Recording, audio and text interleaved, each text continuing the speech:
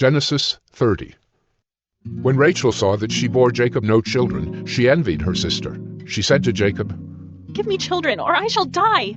Jacob's anger was kindled against Rachel, and he said, Am I in the place of God, who has withheld from you the fruit of the womb? Then she said, "Here is my servant Bilhah. Go into her, so that she may give birth on my behalf, that even I may have children through her." So she gave him her servant Bilhah as a wife, and Jacob went in to her. And Bilhah conceived and bore Jacob a son. Then Rachel said, "God has judged me, and has also heard my voice and given me a son." Therefore she called his name Dan. Rachel's servant Bilhah conceived again, and bore Jacob a second son.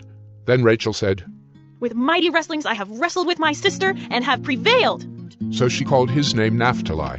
When Leah saw that she had ceased bearing children, she took her servant Zilpah, and gave her to Jacob as a wife.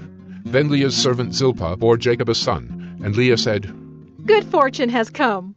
So she called his name Gad. Leah's servant Zilpah bore Jacob a second son, and Leah said, "Happy am I, for women have called me happy." So she called his name Asher. In the days of wheat harvest, Reuben went and found mandrakes in the field and brought them to his mother Leah. Then Rachel said to Leah, "Please, give me some of your son's mandrakes."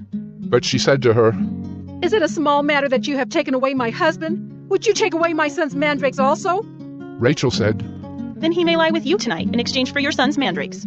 When Jacob came from the field in the evening, Leah went out to meet him and said, You must come in to me, for I have hired you with my son's mandrakes.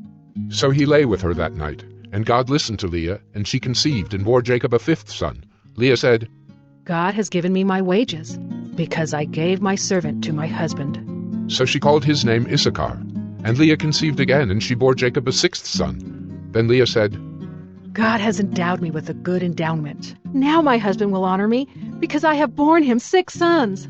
So she called his name Zebulun. Afterward she bore a daughter, and called her name Dinah.